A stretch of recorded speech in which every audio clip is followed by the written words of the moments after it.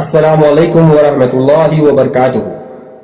حضرات، اس وقت سعودی کے ریاض میں ایک میوزک شو چل رہا ہے جسے ریاض سیزن کہتے ہیں۔ اس شو کے اندر سے کچھ تصویریں سامنے آئی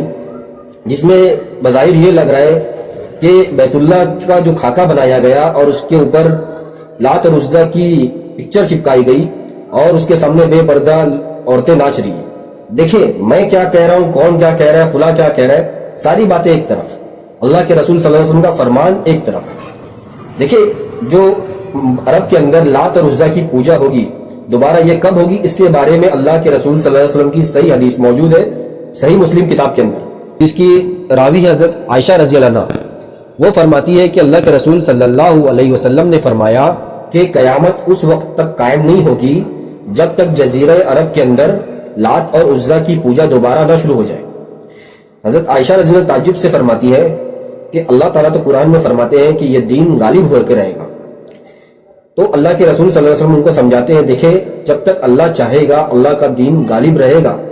لیکن قیامت کے قریب اللہ تعالیٰ ایک ایسی ہوا بھیجے گا جو تمام مومن کو اس دنیا سے صفایا کر دے گی،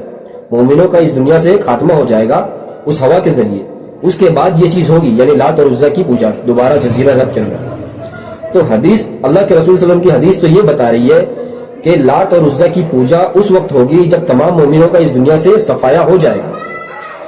اب اللہ کے رسول صلی اللہ علیہ وسلم کا فرمان ایک طرف اور ایک پروپیگنڈا ایک طرف۔ پروپیگنڈا کیا گیا اس اسکوائر جو مرر تھا، وہ وہاں پر ایڈٹ کر کے تصویریں چپکائی گئی لات اور عزا کی، اور اصل گستاخی کس نے کیا؟ وہ تو مرر تھا، ایک اسکوائر مربع نما۔ اب اس اسکوائر کو یہ بھائی صاحب جو کینیڈا میں بیٹھے، جو سعودی سے بھاگے ہوئے ہیں، اور کینیڈا میں یہ اخوانی خارجی جو ٹولہ بیٹھا ہوا ہے دہشت گردوں کا، انہوں نے پروپیگنڈا کیا۔ اس اخوانی ٹولے نے اصل بیت اللہ کی بے حرمتی کی ہے، جو ایک ایڈٹ کر کے جو گلاس تھا اس کو بیت اللہ بنایا گیا ایڈٹ کر کے، اور پھر اس کے سامنے لڑکیاں، دیکھیں یہ اس اخوانی کی پوسٹ ہے، اس بیت اللہ کے خاکے کے سامنے بے پردہ عورتوں کو نچوایا گیا۔ تو اصل یہ گستاخی تو یہ لوگ نے کی، وہ تو ایک ایونٹ تھا، ٹھیک ہے، وہ غلط چیز ہے،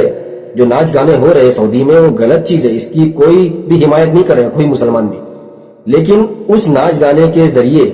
جو پروپیگنڈا کیا جا رہا ہے اس کو استعمال کیا جا رہا ہے، اور لوگوں کے جذبات سے کھیلا جا رہا ہے کہ دیکھو یہ سب ہو رہا ہے بیت اللہ حرمین میں ہو رہا ہے، جبکہ جو یہ ہوا ہے ریاض سیزن، یہ حرمین سے تقریباً 800 کلومیٹر سے زیادہ دور ہے، جو فاصلہ بنتا ہے کراچی سے دبئی کا، وہ جتنا فاصلہ نا اتنی ہی دوری پر ہو رہا ہے، لیکن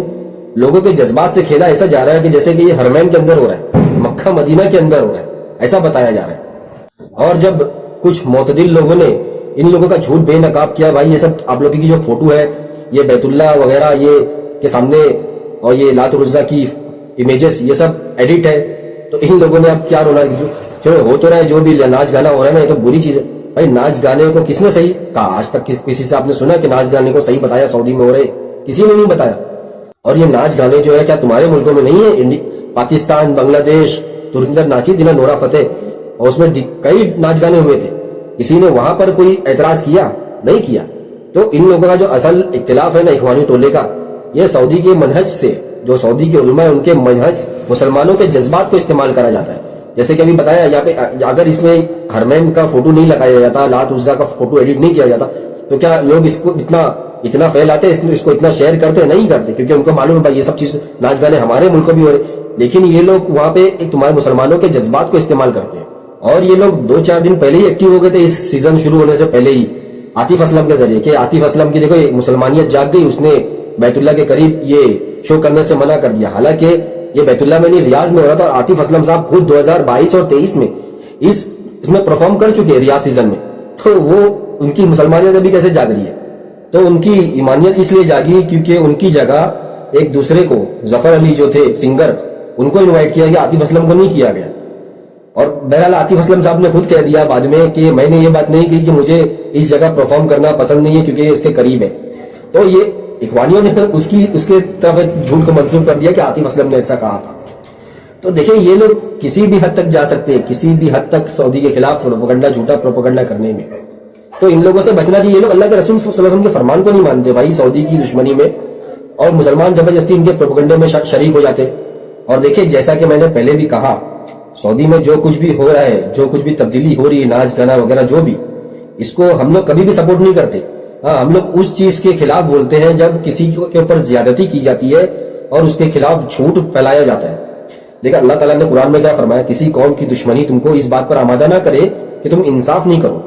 تو انصاف کا تقاضا یہ جو برائی ہے اتنی ہی بیان کرے, اور اگر کسی کے خلاف تم کر رہے ہو سعودی کے خلاف تو ترکی کے خلاف بھی کرو. اس میں وہاں ناچ گانے نہیں ہے, پاکستان میں نہیں ہے, بنگلہ دیش میں نہیں ہے, تمہارے ملکوں میں بھی تو ہے. لیکن تم لوگ جان بوجھ کے صرف سعودی کو ہی ٹارگٹ کرتے ہو اور مسلمانوں کی جذبات کو استعمال کرتے ہو مکہ مدینہ کا نام لگا کر. دیکھیں اسلام کیا کہتا ہے, اگر کچھ برائی ہو رہی ہے تو حاکم کے خلاف کس طرح بولنا چاہیے. اللہ کے رسول صلی اللہ علیہ وسلم کی ایک حدیث ہے السنہ ابن ابی عاصم کے اندر, جس میں اللہ کے رسول صلی اللہ علیہ وسلم فرماتے ہیں اگر تم کو کوئی برائی دکھتی ہے تو حاکم کو اکیلے میں لے آ کے نصیحت کرو ہاتھ پکڑ کر, اور اگر وہ تمہاری بات نہیں مانے تو تم نے اپنا فریضہ ادا کر دیا. اور ایک دوسری روایت میں کہ سب سے افضل جو جدوجہد وہ یہ ہے کہ حاکم کے سامنے ان کا لفظ ہے, حاکم کے سامنے جا کر کلمہ حق کہنا, نہ کہ عوام کے اندر پروپیگنڈا کرنا اس حاکم کے خلاف. یہ اسلام کی تعلیمات نہیں ہے, یہ جو لوگ کر رہے ہیں نا اسلام کی تعلیمات اس کے سراسر خلاف ہے جو لوگ اخوانی لوگ پروپیگنڈا کر رہے ہیں.